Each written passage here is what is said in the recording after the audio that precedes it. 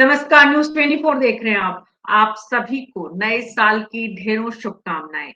आने वाला साल आप सबके लिए मंगलदायी हो, सफलता के नए कदम छूने वाला हो। नई सरकार के सामने भी नए साल में बहुत सारी चुनौतियाँ हैं। राजस्थान की सरकार इन चुनौतियों से कैसे पार पाएँगी? नए साल में कैसी नई सरकार अपनी इकबाल बनाने में कामयाब होगी? और कौन-कौन सी चुनौतियाँ हैं जिन्हें इस साल के पहले चरण में सरकार को पूरा भी करना है? ये तमाम सवाल हैं जिनका जवाब ढूँढने की कोशिश अगले 1 घंटे में हमारे खास मेहमानों के साथ हम करेंगे। हमारे साथ निर्मल सैनी जी प्रवक्ता बीजेपी के, भीमराज जी प्रवक्ता कांग्रेस के, जगदीश शर्मा जी वरिष्ठ पत्रकार, राजीव जैन वरिष्ठ पत्रकार, राकेश वशिष्ठ वरिष्ठ पत्रकार, संगीता परिक्रमा जी वरिष्ठ पत्रकार। आप सभी का बहुत-बहुत स्वागत है। निर्मल सैनी जी, नए साल में प्राथमिकताएं नई सरकार की और जो चुनौतियां हैं उनको पार पाने की तैयारी कैसे कर रहे हैं, क्योंकि अब कैबिनेट बन चुकी है, बस मंत्रालयों का बंटवारा बाकी है। तो शुरुआत यहीं से करें, कब तक मंत्रालयों का बंटवारा किया जाएगा? मैडम देखिए, जब सरकार का गठन हो चुका और कैबिनेट बन चुकी तो मंत्रालयों का गठन भी 1-2 दिन में आपके सामने होगा। सभी मिनिस्टर्स को अपने-अपने विभाग बाँट दिए जाएँगे। और रही बात चुनौतियों की, तो भारतीय जनता पार्टी ने जैसे ही मुख्यमंत्री तय किया था सरकार में, वैसे ही हम चुनौतियों पे काम के लिए उसी दिन से अग्रसर हो गए थे। जैसे राजस्थान में सरकार बनाने से पहले जो भारतीय जनता पार्टी कांग्रेस के खिलाफ जिन मुद्दों पर जनता के सामने गई थी, उसमें मुख्य रूप से राजस्थान में पेपर लीक, अपराध, भ्रष्टाचार चरम सीमा पर था और जनता ने इन सब चीजों के मुद्दों को देखते हुए राजस्थान में कांग्रेस की सरकार को नकारा और भारतीय जनता पार्टी को पूर्ण बहुमत दिया और उन चीजों पे हमने पहले दिन से काम चालू कर दिया। हमने पेपर लीक जो सबसे बड़ा मुद्दा था युवाओं के लिए, उसके लिए एसआईटी का गठन कर दिया। आपने अखबार और न्यूज़ चैनलों के माध्यम से देखा होगा कि अपराधियों की धरपकड़ भी हमने चालू कर दी है। वही पुलिस है, वही प्रशासन है और वही राजस्थान है। इतनी बड़ी धरपकड़ शायद मुझे लगता नहीं कांग्रेस राज में कभी हुई होगी। और भ्रष्टाचार के ऊपर भी एक खबर कल भी छपी थी शायद, जो गेहूं गायब घोटाला योजना थी, उसके लिए भी मुख्यमंत्री ने उनकी फाइलें पूरे राजस्थान भर से तलब कर ली हैं कि जहां-जहां गेहूं जैसी चीज में घोटाला हुआ, ऐसे अनेक भ्रष्टाचार की अभी परतें और खुलना बाकी है। जो राजस्थान इन सब चीजों को झेल रहा था, वो सब चुनौतियां राजस्थान में मुख्यमंत्री जी के जो सामने है, अच्छे ढंग से उनसे निपटेंगे और भय भूख भ्रष्टाचार से जो गुजर रहा था राजस्थान, उससे मुक्त कराएंगे। जिन वादों पर हम जनता के बीच गए थे, उन वादों पर हम खरे उतरेंगे और सरकार पूरी चुनौतियों का मजबूती से सामना करेगी। जी, तो पहली पुलिस प्रशासन वही है। पुलिस प्रशासन के मुखिया बदल गए हैं। वीआरएस दे दिया गया कि ले लिया गया, ये एक अलग मुद्दा है। मुद्दा ये है कि अब पूरी मशीनरी अलग ढंग से काम करेगी। मुखिया के बदलने से कार्यशैली में भी बड़ा बदलाव आता है। पिछली सरकार के मुखिया ने क्या कमियां, कहां उनसे चूक हुई, इस पर भी गौर किया है आपने नए मुखिया की तैनाती करते समय? मैडम देखिए, जैसे ही सत्ता बदलती है तो प्रशासन में फेरबदल होना एक सिस्टम है और सिस्टम होता है। हमने भी वो सिस्टम को अडॉप्ट किया है कि अभी जैसे नई सरकार आई है तो मुखियाओं में भी बदलाव हुआ है और भी कई बदलाव होना बाकी हैं। अभी जैसे जैसे सरकार को जहां जहां जिसकी आवश्यकता होगी वहां वहां अगर सरकार को लगेगा तो मुखियाओं में बदलाव करती है और सरकार का एक सिस्टम है। लेकिन न्याय होता हुआ तर्कसंगत दिखाई दे जनता के सामने, उसका बेहतर प्रदर्शन कर सके सरकार, वो एक अच्छी सरकार गिनी जाती है। ऐसा नहीं कि भ्रष्टाचार हो रहा है, थानों में रिपोर्ट नहीं लिखी जा रही है, बलात्कार हो रहे हैं, जनता की सुनवाई नहीं हो रही है, लोग परेशान हो रहे हैं, पुलिस के पीछे चक्कर लगा रहे हैं, थानों में उनकी कोई सुनवाई नहीं है, तो उस सरकार के खिलाफ जनता सड़कों पर हमेशा उतरती है। और भारतीय जनता पार्टी ने यह संकल्प लिया है पहले दिन से कि जो अभी इतनी बड़ी धरपकड़ हुई है, अभी अखबारों के माध्यम से सबने देखा होगा कि एक साथ इतने सारे आपराधिक तत्व, चाहे वो छोटे हैं चाहे बड़े, ये पहला कदम जो भारतीय जनता पार्टी का था, ये इसीलिए था कि अपराधियों में भय और आमजन में विश्वास, जो एक पुलिस के साथ काम करने की भी हमारी नीति है, उसको हमने चालू कर दिया है। तो अपराधियों को भी हमने ये बता दिया है कि आप अगर किसी अपराध में लिप्त हैं तो राजस्थान में बख्शे नहीं जाएंगे। यहाँ की सरकार बदल चुकी है, तो या तो अपना ठिकाना बदल लें, राजस्थान छोड़ दें, और नहीं तो आप अब पुलिस के हत्थे चढ़े बिना रह नहीं सकते। जी, संगीता परिक्रमा जी भी जुड़ गई हैं। संगीता जी, जगदीश शर्मा जी, पहली प्राथमिकता जो मुझे निर्मल सैनी जी से बात करके और सरकार के एक्शन से समझ में आ रही है, वो है कि एक नई सरकार, संवेदनशील सरकार, भ्रष्टाचार मुक्त सरकार का संदेश देना चाहती है। इसलिए भ्रष्टाचारियों पर धरपकड़ की बात यहाँ निर्मल सैनी जी कर रहे हैं। और उसमें भी पेपर लीक मामले को जिस तरह से पुलिस मुखिया का बदलना, प्रशासनिक मशीनरी का बदलना, अब जो भ्रष्टाचार को दूर करने का एक संदेश देना, भ्रष्टाचार को कितना खत्म कर पाते हैं, ये अपने आप में एक सवाल है जिसका जवाब आने वाले समय में पता चलेगा कि कितना सरकार इसमें सफल हुई है। अभी चुनौती है सरकार के सामने, और जिससे पार पाने की कोशिश भजनलाल सरकार कर रही है, निर्मल सैनी जी का ये कहना है।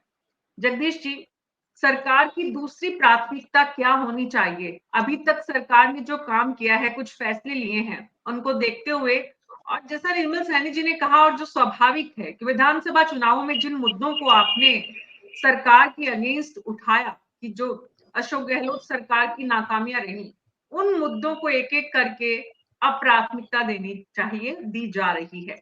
2024 में हम आ चुके हैं। इस 2024 में नई सरकार के सामने जो चुनौतियां हैं, जिनसे पार पाना है, उसमें भ्रष्टाचार के बाद दूसरी बड़ी चुनौती आप क्या मानते हैं जगदीश जी? मीना जी, आपको नए साल की बहुत शुभकामनाएं और बाकी मेरे को पैनलिस्टों को भी सबको शुभकामनाएं। जी, आपको भी बहुत। मैं निर्मल जी की जो है बात से तो सहमत हूँ कि उनकी पहली प्राथमिकता ये होनी चाहिए, लेकिन मैं उससे भी पहले एक प्राथमिकता दूसरी बताना चाहता हूँ, और दूसरी प्राथमिकता है सुरक्षा। तो सबसे पहले की जो प्राथमिकता होती है वो सुरक्षा होती है। अगर सुरक्षा ही नहीं है आपकी तो भ्रष्टाचार तो बाद की बात होगी ना। सबसे पहले तो सुरक्षा चाहिए हमको। आज सड़क पर चलते हुए रास्ते में घटनाक्रम हो रहा है, आज घर में बैठे हुए लोगों के ऊपर हत्या का, मर्डर का केस हो रहा है। तो ये जो सड़कों पे जो है लड़कियों का और महिलाओं का चलना एक दुर्लभ काम सा दिखने लग गया है। इससे जो सुरक्षा चाहिए हमको, वो हमारी पहली प्राथमिकता होगी कि सबसे पहले लॉ एंड ऑर्डर को या सिक्योरिटी को इतना टाइट किया जाए कि आदमी निष्पक्ष और निर्भय होकर सड़क पर चल सके, कोई भी काम कर सके, कहीं भी आ जा सके। यहाँ पहली प्राथमिकता ये होनी चाहिए। और अगर ये सुरक्षा प्रशासन, पुलिस हो या बाकी प्रशासन, उसमें एडमिनिस्ट्रेशन शामिल है व्यवस्था करने में, तो वो अगर नहीं प्रोवाइड करा पाते हैं तो मेरे ख्याल में भ्रष्टाचार पे रोक की बात भी कोई मायने नहीं रखती। भ्रष्टाचार बड़ा मुद्दा था राजस्थान में पिछली गवर्नमेंट के टाइम तक। इस गवर्नमेंट का तो अभी देखना पड़ेगा कि किस तरीके से काम कर रही है, क्या कर रही है। कुछ काम करेगी तब पता चलेगा।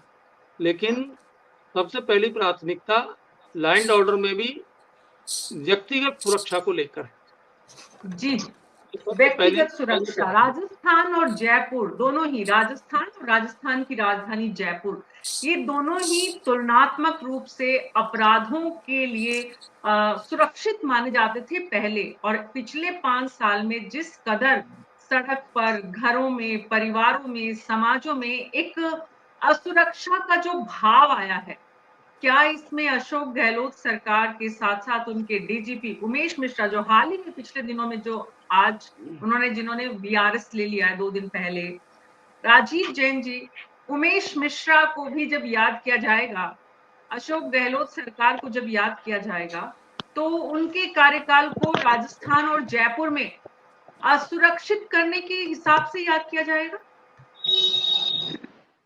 देखिए मीना जी, मैं इस बात से तो सहमत नहीं हूँ कि उमेश मिश्रा जी के कार्यकाल को लेकर। मिश्रा जी से मैं उनकी कार्यशैली को काफी नजदीक से देखा और लंबे समय से देखा।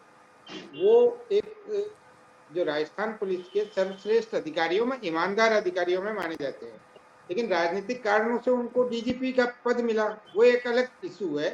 लेकिन जो पूरा एक सिस्टम गड़बड़ा गया था, जो सरकार के सानिध्य में रह के कि निचले स्तर तक जो अभी चर्चा कर रहे थे जगदीश जी और आप कि अपराधों में जो बढ़ोतरी हुई और किस तरीके के अपराधों में बढ़ोतरी हुई, जैसे गैंग वार या गैंगस्टर, नए गैंग्स यहाँ राजस्थान में जो पहले कभी होते नहीं थे, उस तरीके की चीजें भी होने लगी। तो उसके लिए कि पुलिस तंत्र का जो निचले स्तर पर जो होना चाहिए था कंट्रोल या इस ढंग की चीजें, वो नहीं हो पाई क्योंकि उसमें राजनीतिक दखलंदाजी बहुत ज्यादा थी। स्थानीय स्तर पर विधायकों की, मंत्रियों की, वो अपने चहेते पुलिस के अधिकारियों को लगाते रहे। तो जो ये सब चीजें थी, अब आखिरकार नई सरकार आई है, तो नई सरकार को उस जो संस्थागत रूप ले लिया था भ्रष्टाचार का या अपराधों में बढ़ोतरी का, संचित रूप से होने लग गए थे, तो उस पर कहीं ना कहीं अंकुश लगाना सरकार की पहली प्राथमिकता होगी। जैसे जगदीश जी भी अभी कह रहे थे कि सुरक्षा को लेकर, तो अपराधों में पे जो अंकुश लगाना, जो बाहरी दूसरे प्रदेशों की गैंग्स यहाँ ऑपरेट हो रही है, उन पर कैसे लगाम लगाई जाए। और अपराधी, मुख्यमंत्री जी जैसे भी कुछ दिनों पहले ही उन्होंने कहा था कि अपराधी या तो प्रदेश छोड़ दें या अपराध छोड़ दें। तो पुलिस के लिए एक संदेश था साफ तौर पे कि भाई पुलिस को इस ढंग से काम करना पड़ेगा। अब उमेश मिश्रा जी ने तो वीआरएस ले लिया, अब उनके बाद जो भी कार्यवाहक डीजी है यूआर साहू, उत्कल रंजन साहू, ये भी एक बड़े उस तरीके के अधिकारी हैं, इनकी भी ईमानदार वाली छवि है और ये भी बहुत सख्त प्रशासक के रूप में जाने जाते हैं। अब अभी तो उनको 1-2 दिन ही हुए हैं, अब वो किस तरीके अपने बेड़े को, पुलिस बेड़े को किस तरीके से कंट्रोल कर पाते हैं या उनसे किस तरीके से काम ले पाते हैं, इस समय बताएगा। अभी स्थायी डीजीपी की भी नियुक्ति होगी, सरकार ने पैनल तो भेज दिया, लेकिन मेरे को जो लगता है कि यूआर साहू ही स्थायी डीजीपी बनकर आ सकते हैं, संभावना उन्हीं की ज्यादा है कि सबसे वरिष्ठ अधिकारी हैं, काबिल हैं। और जैसा कि राजनीतिक सरकारें हैं ये तो अपने प्रदेशों में चलती है, तो पहले वाली सरकार कांग्रेस की थी तो उस पीरियड में ये साइडलाइन थे, तो नई सरकार जो दूसरे दल की बनी वो ये देखती है कि उस सरकार में कौन अधिकारी साइडलाइन थे, तो उनको मुख्य धारा में अच्छी पोस्टिंग या उनको जो भी तवज्जो देना चाहे वो देती है। तो वो एक प्रक्रिया है, तो उस प्रक्रिया के तहत ये बन सकते हैं। तो अपराधों में लेकिन लगाम आपने लगाना जिस बात की तरफ इशारा किया, भीमराव जाखड़ जी, राजीव जैन जी का कहना है कि पुलिस मशीनरी का मुखिया लाचार था क्योंकि स्थानीय स्तर पर जो भ्रष्टाचार हुए तो उनकी काबिलियत, सक्षमता होते हुए भी, उनका सख्त रवैया होते हुए भी उमेश मिश्रा का, उनकी मशीनरी उनको रिजल्ट नहीं दे पाई क्योंकि सरकारी मशीनरी और विधायकों का इतना ज्यादा स्थानीय स्तर पर राजनेताओं का इन्वॉल्वमेंट स्थानीय पुलिस के कामकाज में, कार्यशैली में था। भीमराव जाखड़ जी, 2 सवाल है आपके लिए। पहला तो क्या इसकी वजह से, क्या ऐसा होने की वजह से ही इस प्रदेश में अपराध बढ़े, आप इस बात को मानते हैं? सुरक्षा का भाव यहाँ से गायब हुआ? और दूसरा, अगर ऐसा है तो ऐसे में नए डीजी कितने ही काबिल हों, वो कितने सफल हो पाएंगे अगर वैसा ही वही बड़ा कारण है तो? सबसे पहले तो मैं नए साल की सबको बहुत बहुत शुभकामनाएं देता हूं, प्रदेशवासियों को, जो मेरे पैनल में बैठे हैं उनको और आपको। दूसरा, पिछले सन 2023 के अंदर 120 पत्रकार संघर्षों के दौरान मारे गए, जिसमें 68 गाजा के अंदर मारे गए। मैं उनको श्रद्धांजलि भी देता हूं, वो भी एक अपना धर्म और कर्म निभाते हुए अपनी जान खोई। मैं उनको भी नमन करता हूं और उनको भी संघर्ष में के दौर में याद किया जाए। बात करते हैं राजनीतिक, तो ऐसा है, देखिए राजस्थान में अपराध के कारण 2-3 कारण है। एक तो क्या है, हरियाणा से आने वाली शराब जो गुजरात जा रही है, दूसरा राजस्थान के अंदर होने वाली अफीम की खेती, और तीसरा जो सस्ता डीजल जो हरियाणा से आ रहा है, हरियाणा में सस्ता और यहाँ महंगा होना, ये 3-4 मुख्य अपराध पनपने के मेजर कारण रहे हैं। ये एनालिसिस रिपोर्ट है जो मैं बताना चाह रहा हूँ। दूसरा, कोई भी राजनीतिक राजनेता होता है वो अपने एरिया में अपने अनुसार हर जगह सरकार किसी की भी रोचे, वो चाहता है कि अधिकारी, अब जैसे अब ऊपर से ऊपर लेवल से अधिकारी चेंज होने लगे, देखना धीरे धीरे सारे नीचे तक चेंज हो जाएंगे। तो जो भी सरकारें होती है वो करती है, इसके अंदर कोई कांग्रेस बीजेपी नहीं, अपराधी अपराधी रहता है, उसकी न जाति होती है न कोई राजनीतिक पार्टी होती है, वो सब होता है। और कोई भी सरकार हो, कोई भी ये नहीं चाहता कि मेरे एरिया के अंदर अपराध बढ़े, कोई अपराध बढ़ाने नहीं चाहता। हर आदमी ये चाहता है कि अपराध नहीं हो, शांति से जीवन यापन करे जनता, और राजनीति एक साइड चलते रहे, मशीनरी एक साइड चलते रहे, कोई नहीं चाहता है। और अभी कह रहे थे इनका उमेश मिश्रा जी ने अपनी तरफ से अच्छा ही किया है। जो अपराधी थे, जिन्हें अपराध किया, उनको पकड़ा, किसी को सह नहीं दी, किसी को बचाने की कोशिश नहीं की, सबको सलाखों के पीछे उचाया। और अब रहे बात जुडिशरी उनको सजा देगी। ये रहे जी मीना जी। नहीं भीमराज जी, एक बात राजीव जैन जी ने कही कि इस प्रदेश में जो अपराध बढ़ा उसका बड़ा कारण ये था कि स्थानीय नेताओं ने एसएचओ के लेवल पर इतना दखल दिया कि डीजीपी अपने एक्शन को एग्जीक्यूट नहीं कर पाए, इसलिए इस प्रदेश में इतने अपराध बढ़े। नहीं, आप इस बात को मानते हैं? मैं इस बात को नहीं मानता। राजीव जी कह रहे हैं, राजीव जी सीनियर पत्रकार हैं, बट मैं ये कहता हूँ कोई भी नेता ये नहीं चाहता कि मेरे एरिया में अपराध बढ़े या उसका कार्यकर्ता भी अपराध करे, कोई नहीं चाहता, क्योंकि सबको अपनी राजनीति प्यारी लगती है और कोई सौहार्दपूर्ण वातावरण होता है उसको खराब करना नहीं चाहता। मैं इस बात को नहीं मानता कि कोई नेता अपने एरिया के अंदर अधिकारी वो लगाएगा जो अपराध को बढ़ावा दे, इस बात को मैं नहीं मानता। जी संगीता शर्मा जी, संगीता परिक्रमा जी जोधपुर से। चुनौतियां, पहली चुनौती इस वक्त जो राजस्थान की सरकार के सामने है नए साल में, जिससे पार पाना है कि कैसे इस प्रदेश की जनता को सुरक्षा का भाव दिया जाए, सुरक्षा का भाव ही नहीं सुरक्षा उन्हें प्रदान की जाए। और उसके लिए जरूरी है कि जो अपराधियों का गढ़, अपराध जो यहाँ पर बढ़ रहा है उसके तमाम कारण एक एक करके जो एनालिसिस यहाँ पर भीमराज जी ने भी किया, राजीव जैन जी ने भी बताया, उन पर तमाम तरह से कैसे रोक लगाई जाए। तो क्या करना चाहिए भजनलाल सरकार को? संगीता शर्मा जी। सभी को नववर्ष की सबको बधाई और शुभकामनाएं। मैं ये जैसे राजीव जी ने बताया और जगदीश जी ने बताया, उनकी बात से मैं बिल्कुल सहमत हूँ। सबसे बड़ी बात कि जो वजह है, यानी सबसे भाजपा ने भी ये मुद्दा उठाया था कि प्रदेश में कानून व्यवस्था को लेकर मुद्दा बनाया था, वो बिल्कुल खराब थी पहले, ये बिल्कुल सही है। और मगर अभी भी सरकार बन गई है, मगर अभी भी वही स्थिति है। और डीजीपी उमेश मिश्रा जी चले गए और नए यूआर साहू जी आए। मैं दोनों की, उमेश मिश्रा जी जोधपुर में आईजी रहे थे और यूआर साहू जी जो जयपुर में एसपी रहे हैं, तो दोनों की मैं वर्किंग से बहुत अच्छी तरह वाकिफ हूँ। दोनों अच्छे अधिकारी हैं। मगर ये डीजीपी और ये जो बदलाव होता है हर बार, ये तो पॉलिटिकली होता है कि जो सरकार एक जो लगे हुए होते हैं वो नई सरकार बदलते ही बदल जाती है, वही एक प्रक्रिया चल रही है। मगर मुझे जैसा कि अभी अपन कहें कि डीजीपी बदलने के बाद कोई कानून व्यवस्था सुधर जाएगी, मुझे ऐसा उसकी संभावना कम है। क्योंकि सबसे बड़ी, जैसे मैंने पुलिस क्राइम रिपोर्टिंग किया है तो कई सालों से मैंने ये नजदीक से ये देखा है कि जो भी आपने अभी हमने जैसे पहले जो वक्ता थी उन्होंने कहा कि नहीं इस बात से सहमत नहीं हूँ कि पॉलिटिकली नहीं होती है, जबकि ये हकीकत है। चाहे एसपी हो, चाहे एडिशनल एसपी या डिप्टी जो भी लग रहे हैं या थानेदार, अधिकांश 90% पॉलिटिकली अप्रोच से ही लगते हैं। बिल्कुल अप्रोच, यानी भले चाहे मंत्रियों की अप्रोच हो, किसी की भी अप्रोच है, पॉलिटिकली लगते हो। कई सालों तक एक ही जगह पर टिके रहते हैं, जब तक कि वो मंत्री जी या विधायक जी नाराज नहीं हो जाते तो उनकी तबादले नहीं होते।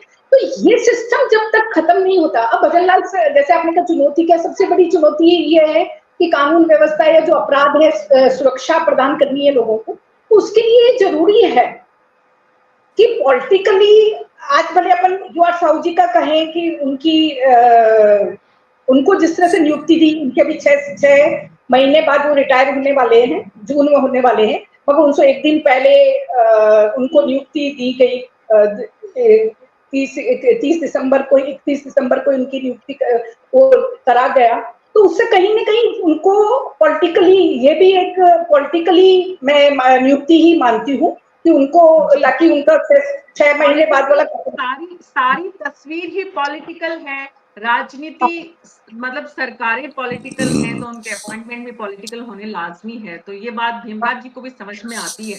मुख्यमंत्री अपने हिसाब से, डीजी अपने हिसाब से, चीफ सेक्रेटरी अपने हिसाब से, सेक्रेटरी टू सीएम और पूरी ब्यूरोक्रेसी अपने हिसाब से तय करते हैं। मंत्रियों को उनके मर्जी से अफसर मिलते हैं और विधायकों को उनकी मर्जी से जो है वो एसडीएम और एसएचओ जो है वो दिए जाते हैं जिलों में। जी जी संगीता जी, उसमें उस वजह से पॉलिटिकल है तो पॉलिटिकल चले, आप डीजी लग गए तो उसके नीचे भी जो लगेंगे तो जितने अधिकारी ये जो मंत्री नए बनेंगे या अपने अप्रोच से बीजेपी नेता हैं वो अपने ऐसे में ये जो कॉन्ट्राडिक्शन है इसे दोनों तरह से देखा जाना चाहिए। एक ये कि अगर पॉलिटिकल अपॉइंटमेंट है तो जो भी पॉलिटिकल रिप्रेजेंटेटिव है उसकी भी एक तरह से मोरल रिस्पॉन्सिबिलिटी हो जाती है, क्योंकि सीएम को भी पता है और डीजी को भी पता है कि जिस व्यक्ति को हमने तैनात किया है वो किसका पसंदीदा है। इसलिए ये वैसे देखा जाए तो ये चेन ज्यादा बेहतर ढंग से काम करनी चाहिए कि सरकार की प्रायोरिटी के हिसाब से, सरकार की इमेज के हिसाब से, सरकार की जो भी डायरेक्शन है उनको ठीक से एग्जीक्यूट करने में हेल्प करे। तो ऐसे में पॉलिटिकल अपॉइंटमेंट जो है वो ज्यादा बेहतर रिजल्ट देने वाले होने चाहिए बनिस्बत की ज्यादा कॉन्ट्राडिक्शन क्रिएट करने वाले। पिछली सरकार में जैसा कि राजीव जी ने कहा और जो हमने देखा, बड़ा जबरदस्त इस प्रदेश में जो लॉ एंड ऑर्डर की स्थिति रही वो अच्छी नहीं रही। राकेश वशिष्ठ जी, जब ऐसे में सरकारी अपॉइंटमेंट, पॉलिटिकल अपॉइंटमेंट जब हैं तो डीजीपी, मुखिया पुलिस का वो कितनी रिस्पॉन्सिबिलिटी खुद के लिए और कितनी बाहर लोगों के सामने, क्योंकि ये भी उसकी मजबूरी है कि वो सीट पर बैठ कर ये बोल नहीं सकते कि मेरे हाथ बंधे हुए हैं या मेरे अपॉइंटमेंट मेरी इच्छा की नहीं है, मैंने जिस एसएचओ को या जिस एसपी को जिले में लगाया है वो मुझे रिजल्ट नहीं दे पा रहा है।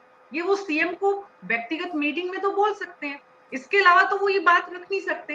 तो ऐसे में सरकार कैसे काम करे कि ये जो प्रॉब्लम है इसका समाधान निकले, राजस्थान की जनता को थोड़ी सी राहत मिले, अपराधियों में जो बेखौफ घूम रहे हैं उनमें थोड़ा डर पैदा हो। देखिए, जहाँ तक कानून और व्यवस्था की स्थिति का सवाल है, राजस्थान में शुरू से ही ये समस्या अनवरत रही है, कभी कम रही है कभी ज्यादा रही है, लेकिन पिछले 5 सालों के दौरान कुछ ज्यादा ही स्थिति बिगड़ी। उसका एक कारण ये था कि यूपी से जो बदमाश लोग थे, यूपी से भाग करके वो राजस्थान में एंटर कर गए। पहले तक तो जो सीमावर्ती इलाके हुआ करते थे वो इससे पीड़ित रहते थे, जैसे भरतपुर है, अलवर है, यहाँ तक कि इनकी गैंगवार होती थी, यहाँ सारी बातें होती थी। लेकिन इस पर नियंत्रण के लिए राजनीतिक इच्छा शक्ति की बहुत जरूरत है। अभी जो हमारे नवनियुक्त जो चीफ मिनिस्टर हैं भजन लाल जी, उन्होंने घोषणा की अपराधियों के बारे में सख्त एक्शन के लिए, एमएस दिनेश जी को लगाया और उनके 3-4 दिन में जो आउटपुट आया वो एक बड़ा संतोषप्रद आउटपुट है कि 9,994 अपराधियों को उन्होंने गिरफ्तार किया, जो आंकड़े अखबार के अंदर आए। इससे अपराधियों में भय व्याप्त होता है। सबसे बड़ी समस्या यह है कि राजनीतिक हस्तक्षेप को आप अलग नहीं कर सकते, चाहे कैसा भी चीफ मिनिस्टर है, चाहे कैसा भी सख्त हो, जो उनका जो सरकार को चलाने के लिए जिनके बलबूते पर वो सरकार चला रहे हैं, उनकी मंशा को, उनकी इच्छा को आप अवहेलना नहीं कर सकते। इसके लिए आवश्यक यह है कि चीफ मिनिस्टर को थोड़ा स्ट्रांग होना पड़ेगा। एक समस्या सबसे बड़ी होती है कि निचले स्तर पर पुलिस का अपराधियों का गठजोड़ काफी डेवलप हो जाता है और जो अपराधियों को जो सारी सूचनाएं पहुंचती हैं उनके एक्शन के प्रति, वो निचले स्तर के जो कर्मचारी हैं उस स्तर के आधार पर पहुंचती हैं, चाहे वो एएसआई है, थानेदार है, हेड कांस्टेबल है, कांस्टेबल है। हम तो इस बात को देखते हैं, हमारे क्षेत्र में मेवात इलाका बड़ा क्रिमिनल इलाका माना जा रहा है। वहां पुलिस हिम्मत ही नहीं कर पाती थी कि वहां दबिश दे, और जब भी ज्यादा 80% मामलों में ऐसा हुआ है तो पुलिस ने जब दबिश देने की कोशिश की है, 3-4-5 थानों की पुलिस फोर्स वहां पहुंची है, तो उसमें ज्यादातर उनमें से उनको वापस बैन लौटना पड़ा है उनके विरोध को देखते हुए। लेकिन अब कुछ स्थिति में थोड़ा सुधार दिख रहा है, अब वहां शिकंजा थोड़ा कस रहा है। इस बात पर थोड़ा सा पार्टी लेवल पर, सरकार लेवल पर तय करना पड़ेगा कि वैध जो जनप्रतिनिधि की वैध डिमांड है, जो इसकी डिजायर है, उसको तो स्वीकार किया जाना ही चाहिए, क्योंकि उसके बिना सरकार का चलना बड़ा मुश्किल है। लेकिन कभी कभी होता क्या है कि ये बड़ी प्रैक्टिकली बात कह रहा हूँ, और मैं समझता हूँ कि और जो हमारे पत्रकार साथी इस बात से सहमत होंगे कि जो भी जितने भी जनप्रतिनिधि हैं उनमें से ज्यादातर के जो मतदाता है, जो सपोर्टर है, उनमें कुछ ना कुछ तो इस टाइप के लोग होते हैं जो इस तरह की वारदात करते हैं और चुनाव के दौरान उनकी सक्रियता रहती है।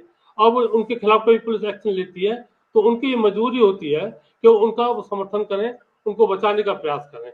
इसके लिए थोड़ा मैं समझता हूं कि सरकार अगर स्ट्रांग रहेगी, हमने यूपी का देखा है, यूपी में स्ट्रांग चीफ मिनिस्टर हैं, उनके रहते वहां शुरू में 1-2 साल जबरदस्त उन्होंने काम किया, उसके रिजल्ट अब आने लगे हैं और प्राप्ति की संख्या काफी कम हुई है।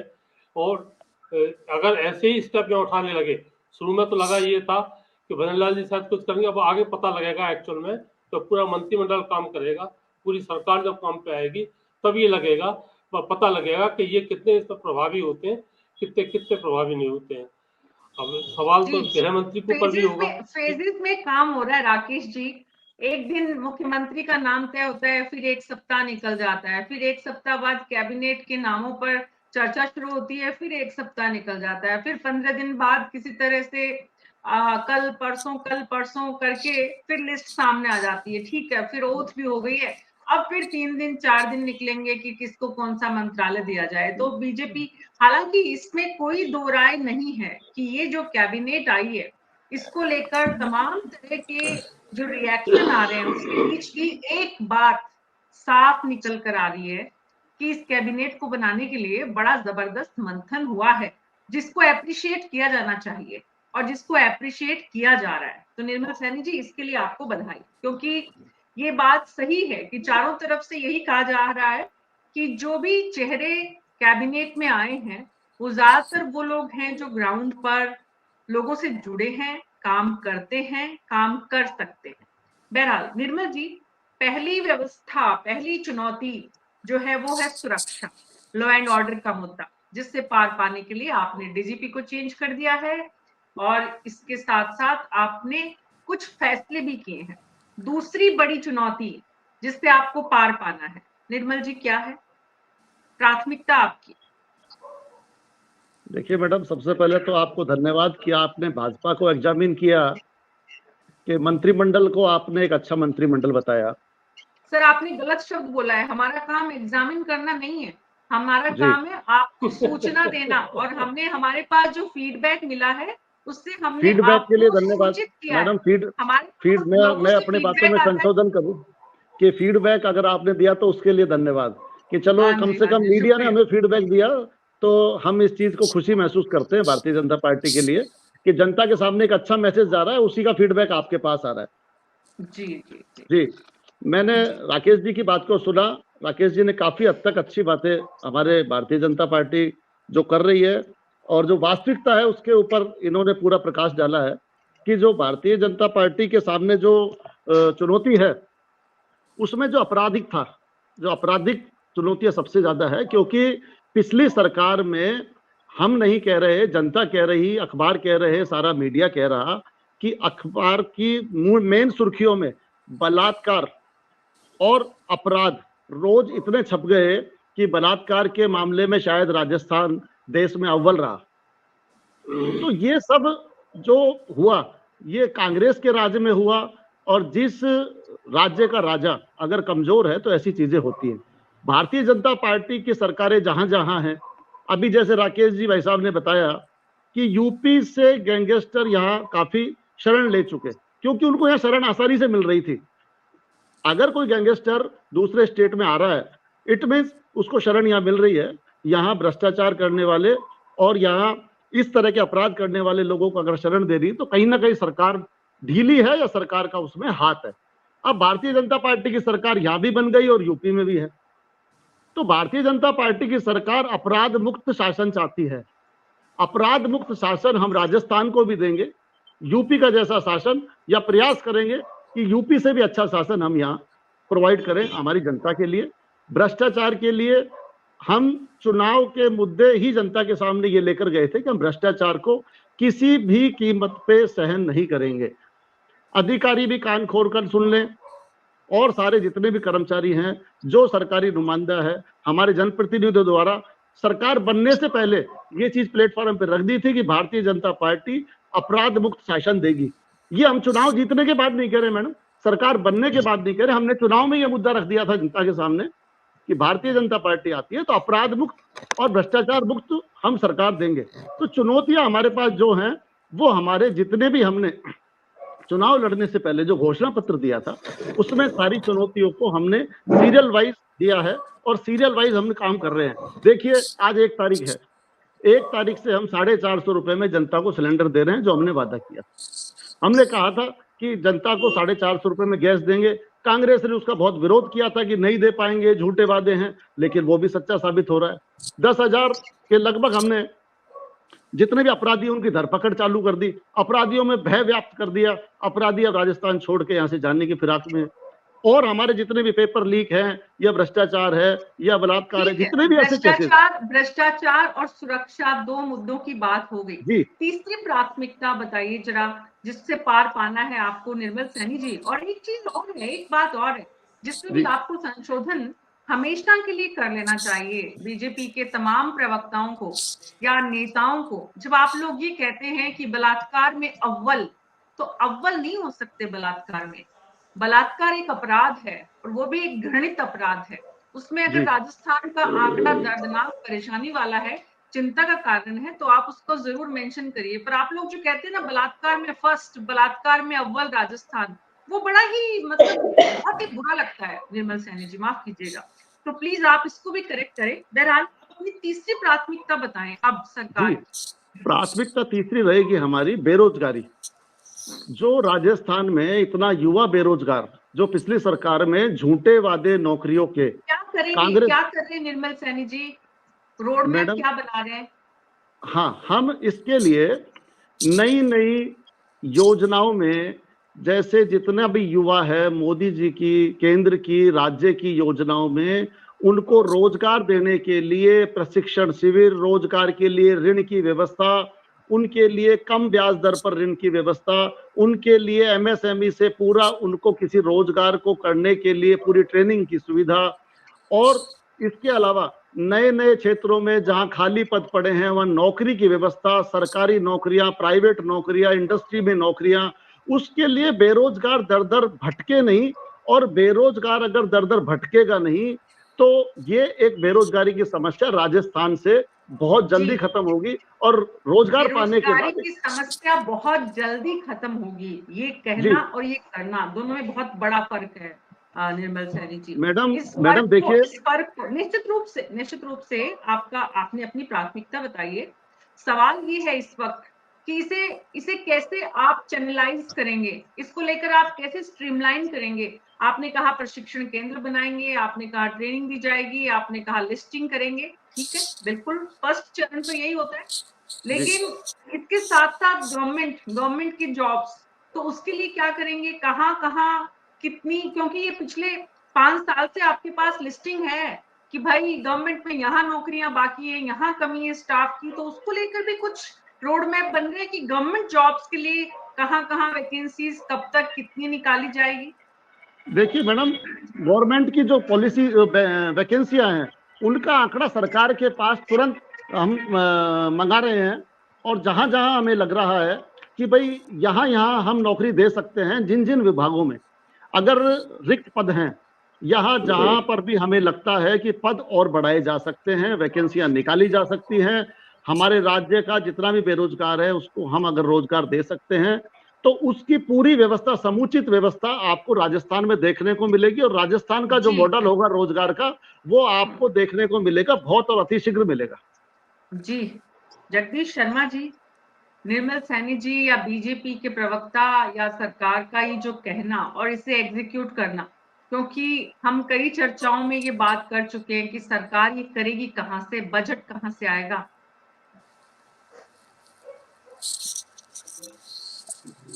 मीना जी ऐसा है, बजट वगैरह की तो जो है सब व्यवस्था हो जाती है, हर चीज के लिए बजट की व्यवस्था होती है। आपने देखा होगा अशोक जी की जब सरकार चल रही थी तो रोजाना 2 से 3 पेज विज्ञापन छप रहा था, जबकि छोटे अखबार वाले उससे पहले ये चिल्लाते फिरते थे कि हमको विज्ञापन नहीं मिलता, और सरकार की तरफ से या डीपीआर उनको कहता था कि बजट नहीं है इसलिए विज्ञापन नहीं मिलेगा। ये बजट कहाँ से आ गया अचानक इतना कि 3-3 पेज के फुल पेज विज्ञापन छप रहे। सारी व्यवस्था होती है और सरकार व्यवस्था करना जानती है, कैसे व्यवस्था की जाती है। लेकिन मेरा कहना ये है कि कितनी बेरोजगारी है पहले ये पता लगा लिया जाए, सचमुच में कितना लोग बेरोजगार है। क्योंकि अशोक जी की सरकार के समय एक और हुआ था कि बेरोजगारों को भत्ता देंगे, लेकिन वो भत्ता मिला नहीं ज्यादा लोगों को, कुछ कहने को शायद कुछ हजार लोगों को दिया भी गया था, लेकिन वो भत्ता मिला नहीं किसी को भी। और ऐसी व्यवस्था में आपको ये पता लगाना कि बेरोजगारी है कितनी, लोग आजकल जो है रोजगार कार्यालय में जाकर अपना रजिस्ट्रेशन कराना उचित नहीं समझते कि भाई वहां जाएं, 50 तरीके की क्वेरीज होंगी, लेकिन उससे मिलता नहीं है कुछ भी। ये रोजगार कार्यालय के थ्रू रोजगार मिलता नहीं है। डिपार्टमेंट डायरेक्ट अप्रोच करके या दो हमारे यहाँ एजेंसियां हैं, आरपीएससी है और एक नीचे का और बोर्ड है दूसरा जो कि कर्मचारी चयन कर्मचारी चयन बोर्ड जो है, वो ये दोनों चैनल ऐसे हैं जो कि भर्ती करते हैं सरकार के लिए। लेकिन उनमें पिछले दिनों जो भ्रष्टाचार देखने को मिला, पेपरों की चोरी हुई, लीक हुए, और तो एक अविश्वास का भाव पैदा हो गया। वो अविश्वास का भाव जो है वो यूथ को बहुत ज्यादा उद्वेलित करता है।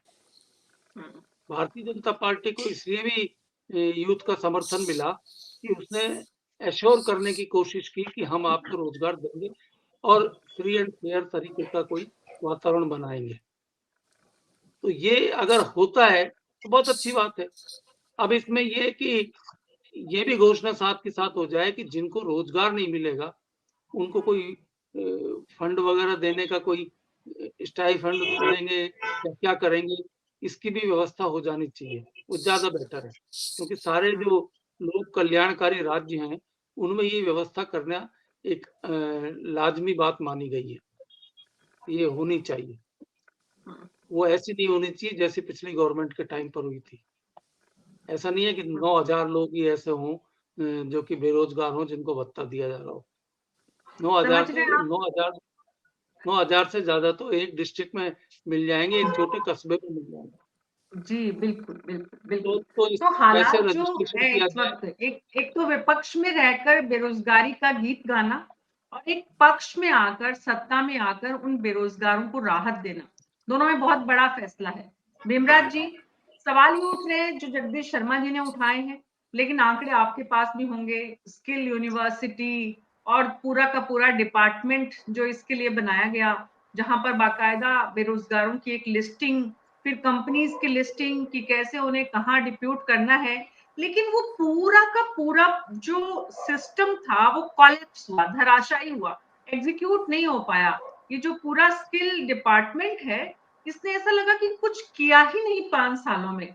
कुछ लोगों को ओब्लाइज करने के लिए पॉलिटिकल पार्टी से जुड़े हुए थे, बजट शिफ्ट हुआ और बाकी पूरा प्रदेश का युवा बस देखता ही रहा स्किल डिपार्टमेंट की तरफ। भीमराज जी, आप मानते हैं कि ऐसा हुआ? और अगर ऐसा नहीं हुआ तो आपके पास जरूर आंकड़े होंगे इस प्रदेश के बेरोजगारों के उस डिपार्टमेंट के जरिए, क्योंकि वहां बहुत सारे इस तरह के रास्ते निकाले गए थे कि एम्प्लॉयमेंट, जो बेरोजगार लोग हैं वो अपना रजिस्ट्रेशन करा सकते हैं, अपना सीवी दे सकते हैं। तो कुछ है आपके पास डाटाबेस भीमराज जी? देखिए मीना जी, डाटा अभी है नहीं, मेरे को पहले बोला तो मैं डाटा दे भी देता मैं, बट मैं एक बात ये आप इंडिविजुअल नहीं है, कांग्रेस पार्टी के पास भी होगा। आप डाटा होगा नेक्स्ट डिबेट में आपको जरूर प्रोवाइड करवा दूंगा, ऑफिस में पड़ा है मेरे पास डाटा, ऐसा नहीं है। बट मैं पूरा, यदि डाटा आधा अधूरा बोलूं तो वो अधूरा ज्ञान होगा, उसके लिए मैं माफी चाहूंगा। बट मैं कहूँ जितने हमारे से कोशिश हुई सरकार से वो सब कुछ हमने किया। रही बात पेपर लीक की, पेपर लीक के अंदर कानून बना के उनको अपराधियों की बात हो गई। मैं बता रहा हूँ क्योंकि चर्चा कर चुके हैं। नहीं वो बेरोजगारी समझ लेता, ठीक हो गया। जितना जिनको जॉब देना था उनको जॉब दिया, जिनको बता देना था उनको बता दिया, जितनी कोशिश हुई। अब सरकार पलट गई है, सरकार बीजेपी के आगे, बीजेपी यहाँ भी है और सेंटर में भी है। तो मैं तो बीजेपी प्रवक्ता से कहना चाहूंगा कि तो यहाँ की भर्तियां तो आप कह रहे हैं कि हम करेंगे, अच्छी बात है, बट मैं एक सवाल ये भी पूछना चाहूंगा, क्या केंद्र सरकार के जिन 20 से 30 लाख पद खाली हैं उनको भी भरने का कष्ट करें ताकि राजस्थान के युवाओं के भी नंबर आएगा? ठीक है। तीसरा मैं इनसे पूछना चाहता हूं कि इन्होंने कहा हमने सस्ता सिलेंडर देने का वादा किया है, और आज से इन्होंने शायद शुरू किया 1 तारीख से। तो मैं तो सवाल ये पूछना चाहता हूँ, आखिर महंगा किसने किया था? यूपी टाइम तो 400 मिल रहा था जब स्मृति ईरानी विरोध करती थी। बातें हैं भीमराज ठीक जी, है, पहले भी हम और कई बार कर चुके दूसरा हैं, पहले भी हाँ, हम ये कर चुके हैं कि स्मृति ईरानी ने कब धरना दिया, हो गई ना वो सारी बातें। नहीं, मैंने ये उसका अपनी जवाब गलती दिया है, सुधार मैंने लें। उसका जवाब। निर्मल और जी लोग अपनी गलती एक सुधार सेकंड, लें भीमराज जी, आपको तो शुक्रिया बोलना चाहिए कि ये लोग आपके कहने से अपनी गलती सुधार लें एक सेकंड, और और वापस आ गए जमीन पर। सुनो, चुनौतियों की जहां तक बात आ जाती है, मैंने आपकी डिबेट पे कहा था, जो अपराध है उसके लिए मैं कहना चाहता हूँ, ये कोई कांग्रेस बीजेपी का सवाल उससे हटके कहना चाहता हूँ, पुलिस बेड़ा पूरे भारत के अंदर बढ़ाना पड़ेगा। मैंने आपको बताया कि संयुक्त राष्ट्र मंडल की रिपोर्ट के अनुसार 222 होने चाहिए, भारतीय प्रशासनिक सेवा कहती है कि 182 होने चाहिए। ऑलमोस्ट 122 की एवरेज आती है, राजस्थान में 137 है, यूपी वगैरह में 100 है। तो मेरा ये कहना है, ये पर्सनली कह रहा हूं मैं, कि जितनी फोर्स बढ़ाएंगे और उनको टेक्निकल बढ़ाएंगे और उनके संचार के और ट्रांसपोर्ट के साधन बढ़ाएंगे, तब जाके अपराध पे काबू पाया जाएगा।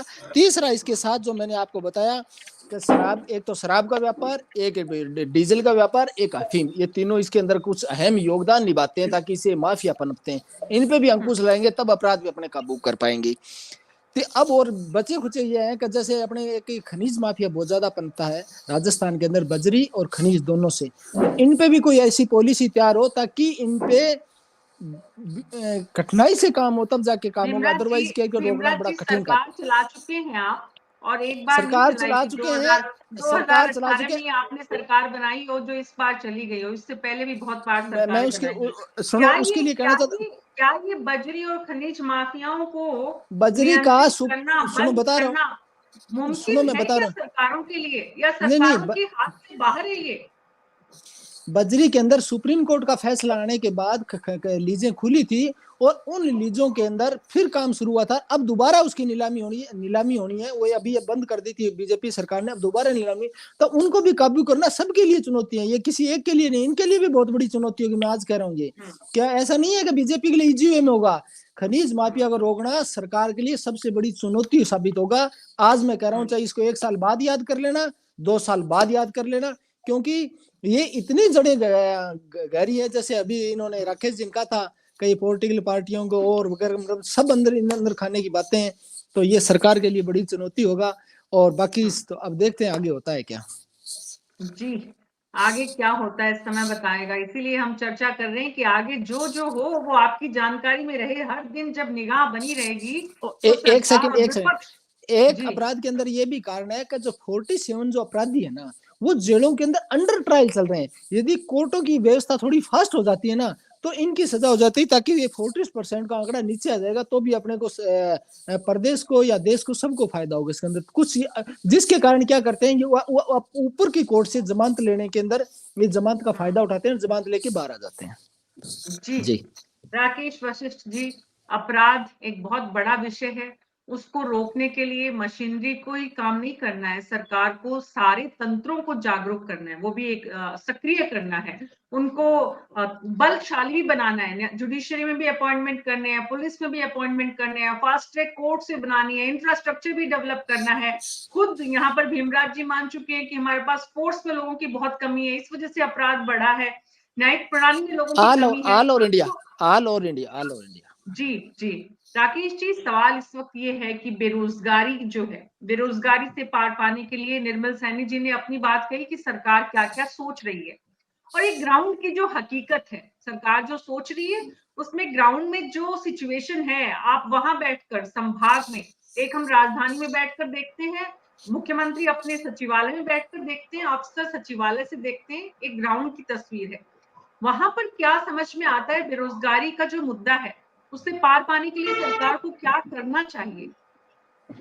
देखिए, ऐसा है मीना जी, बेरोजगारी की समस्या हमेशा पहले भी रही थी, अब भी है, आगे भी रहेगी, इसका कोई तोड़ नहीं है। पॉपुलेशन बढ़ती है, संसाधन अपने पास इतने ज़्यादा है नहीं, अपने पास सबसे बड़ी समस्या फाइनेंशियल की है।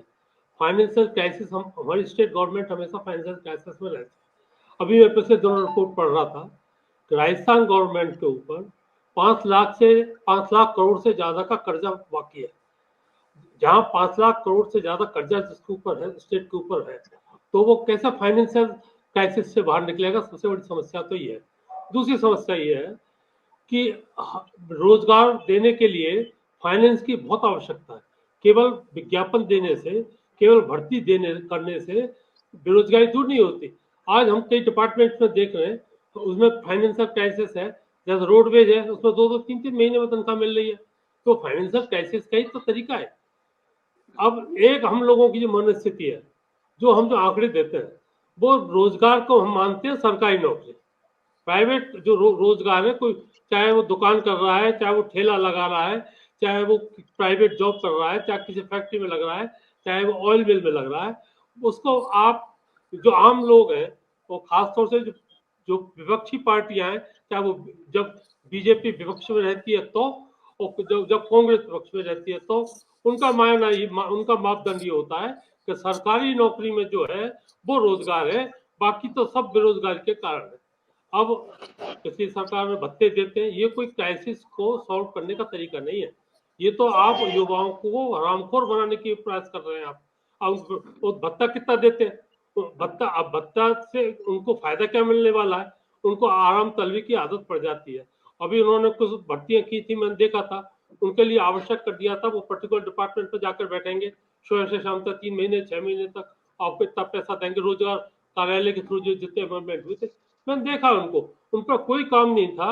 वो सुबह आते थे, अफसर के हाजिरी लगाते थे, बाहर आराम से बैठ के दोपहर के बाद अपने घर चले जाते थे। इससे उनका कैसे निकल गया। इसके लिए हमको रोजगार परक व्यवसायों को अपनाना पड़ेगा। आपके फैक्ट्रीज को डेवलपमेंट करना पड़ेगा, रोजगार के लिए नए सोचना पड़ेगा, और ये मनस्थिति बदलनी पड़ेगी कि सरकारी सेवा ही रोजगार है। आज के समय में हर आदमी को ना तो सरकारी सेवा मिल सकती है, क्योंकि आजकल के जो आ रहा है, जिस हिसाब से तनख्वाहें बढ़ रही हैं, जिस हिसाब से ये हो रहा है, उसके हिसाब से साफ जाहिर है कि सरकार के पास पैसा देने के लिए, सरकारी फंड देने के लिए इतनी पैसा नहीं है कि वो सभी को सरकारी नौकरी दे सके।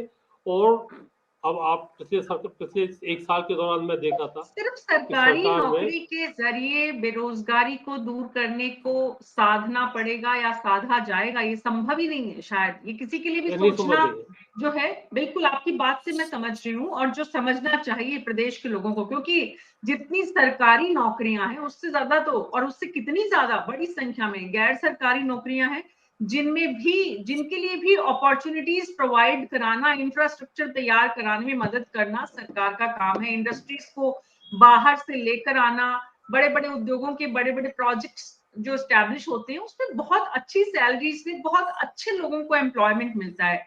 जोधपुर में संगीता परिक्रमा जी, जब आप देखती हैं बेरोजगारी की तस्वीर और एक सरकारी एम्प्लॉयमेंट और एक गैर सरकारी एम्प्लॉयमेंट, तो वहां पर कितनी आप गैप देख रही हैं कि मतलब बेरोजगार घूम रहे हैं, इंफ्रास्ट्रक्चर भी अवेलेबल है, लोगों को स्ट्रीमलाइन भी किया जा सकता है, लेकिन अव्यवस्था सरकार की जो है उसकी वजह से बेरोजगार इस तरह से अपराधों में शामिल हो रहे हैं। हाँ जी मीना जी, मैं इस बात से सहमत हूँ कि रोजगार नहीं मिलने की वजह से युवा अपराध जगत में जा रहे हैं। और इसके बारे में मैं ये बताना चाहती हूँ आपको कि जैसे कि अभी पिछली सरकार ने कई रोजगार मेले लगाए और वो सारे करे, तो सरकार के पास, भजनलाल सरकार के पास वो सारे आंकड़े उपलब्ध होंगे, तो उस आधार पे नई भर्तियां शुरू करने की जरूरत है। और दूसरी बात मैं कह रही हूँ कि जैसे हमारे मारवाड़ की बात करते हैं, मारवाड़ में अब रिफाइनरी तैयार होने वाली है, इस साल उसका उद्घाटन भी हो जाएगा, तो वहां पर काफी अच्छा रोजगार, लोगों को काफी बड़े तादाद में रोजगार मिलने की उम्मीद है।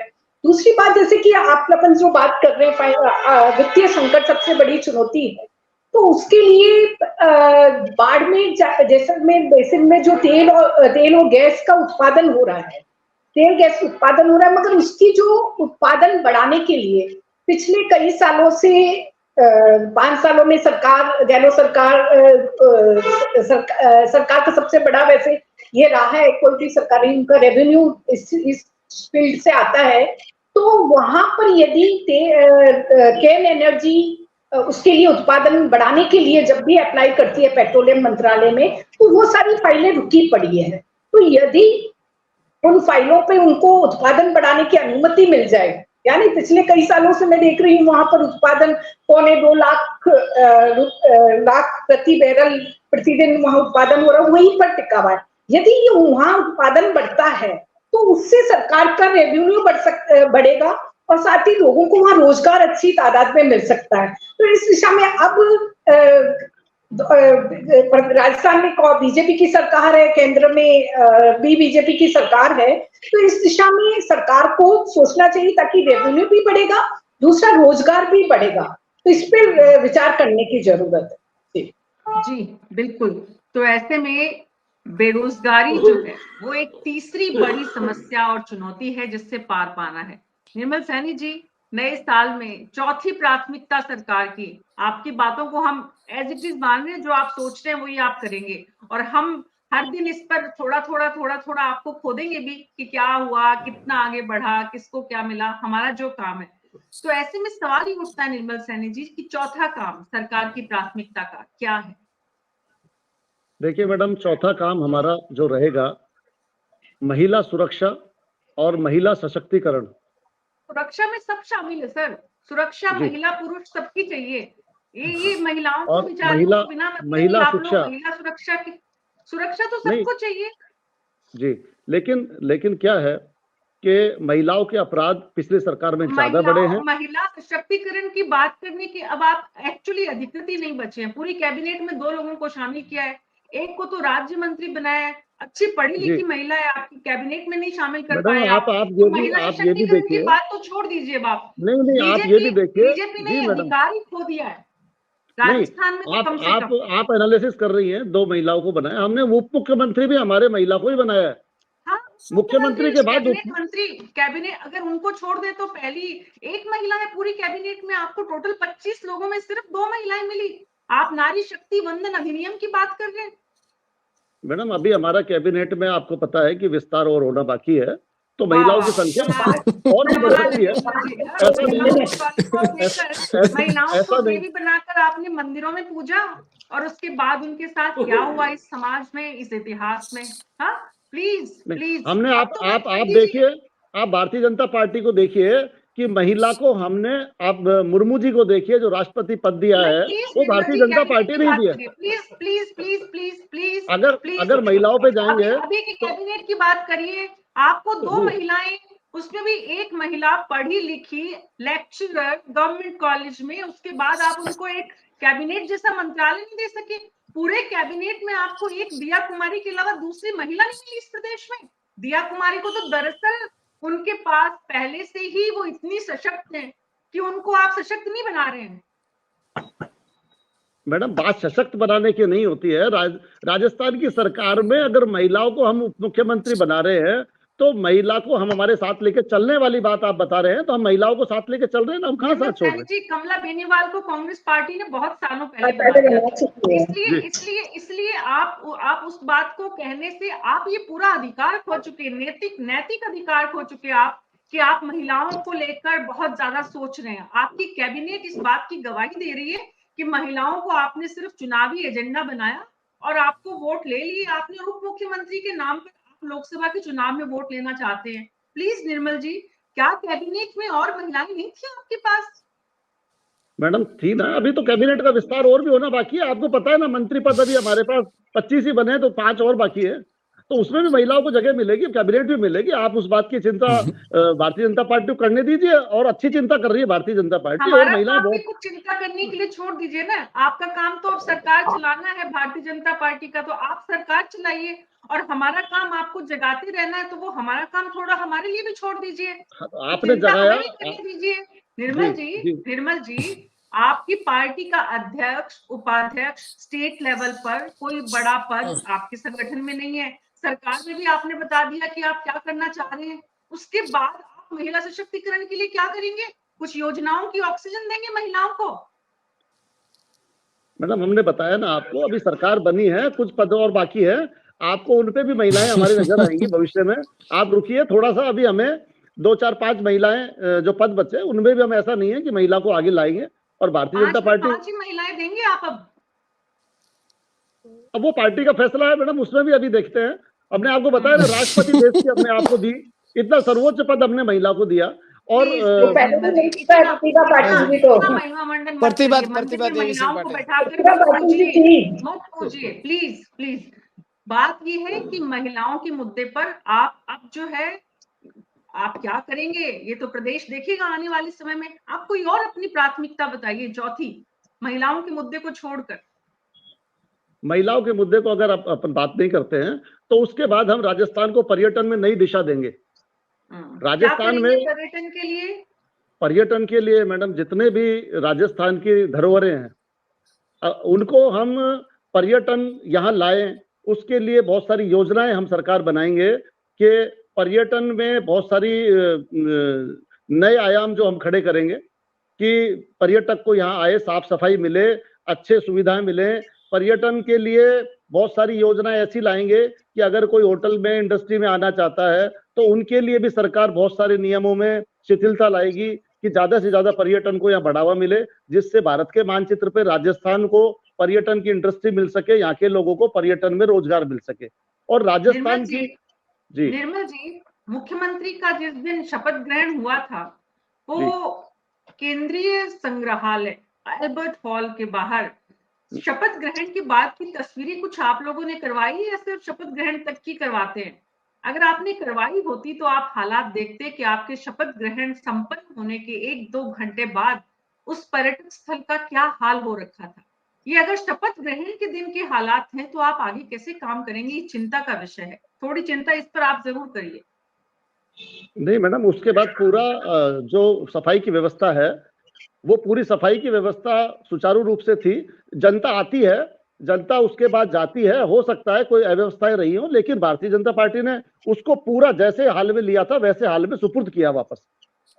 भीमराज जाखड़ जी, पर्यटन राजस्थान का एक बहुत बड़ा आर्थिक स्रोत हो सकता है, लेकिन पिछले 5 साल में आपके पर्यटन मंत्री हैं वो जरूर सरकार के गेस्ट हाउस में समय निकालते रहे, लेकिन उसके अलावा पर्यटन की दिशा में बहुत ज्यादा जो है पिछड़ा राजस्थान इन 5 सालों में रहा। आप मानते हैं कि कहाँ चूक हुई, कहाँ कमियां रही जिन्हें ठीक करने की जरूरत है? पर्यटन के मामले में राजस्थान का एक स्लोगन है, वो मैं कहना चाहूंगा कि राजस्थान की कहावत है कि पधारो हमारे देश, वो हमेशा चलता रहे। दूसरी पर्यटन का देखो, पिछली सरकार के अंदर एक मेजर इश्यू ये रहा कि कोरोना काल था। कोरोना काल के अंदर पूरी दुनिया थम गई थी, पर्यटन भी रुक गए थे। इसकी वजह एक जो मेजर कारण था कि उसकी वजह से पर्यटन हिंदुस्तान के अंदर, राजस्थान के अंदर कम आए, सब जगह भी कम आए। पर्यटन का व्यापार बिल्कुल ठप सा हो गया था कोरोना के कारण। धीरे धीरे उसमें सुधार हुआ। फिर हमने जो हमारे जो आरटीडीसी के होटल थे उनको सुधार किए। कल परसों की न्यूज है कि गणगौर होटल ने 15 करोड़ रुपए का बेनिफिट दिया। हमने हमारी तरफ से सारे होटलों का रिनोवेशन करके उन होटलों को क्यों जो ठप पड़े थे ना उनको चालू करवाया। उनमें गेस्ट आने लगे हैं, बुकिंग आ रही है, होटल मुनाफा कमा रहे, जो घाटे में चल रहे थे वो मुनाफे में चल रहे हैं। हमने हमारी तरफ से मेजर कारण इसके अंदर कोरोना काल का रहा, जिसकी वजह से पर्यटन राजस्थान के अंदर कम आए। जी मैडम। आरटीडीसी का जरा एक बार बजट निकलवा के देखिएगा निर्मल सैनी जी, कितना लोन आरटीडीसी ने लिया है और वो कहां कहां खर्च हुआ है। हिसाब लगाएंगे तो माथा चकरा जाएगा। भीमराज जी को शायद जानकारी नहीं है। बहरहाल जगदीश शर्मा जी आपके पास फोन आ गया है। संगीता जी आपके पास आती हूँ। जगदीश जी के पास ही जाऊंगी पहले। संगीता जी, जगदीश शर्मा जी, पर्यटन सरकार की प्राथमिकता। सवाल ये है कि पर्यटन को लेकर एक बहुत ही ज्यादा मैच्योर पॉलिसी, स्ट्रैटेजी और एग्जीक्यूशन की जरूरत है। राजस्थान की भजनलाल सरकार देखते हैं जो पर्यटन को नई दिशा दे, और राजस्थान और जयपुर जो कि दुनिया भर में खूबसूरती के लिए जाना जाता है, वो राजस्थान की अर्थव्यवस्था को थोड़ा मजबूत कर सके।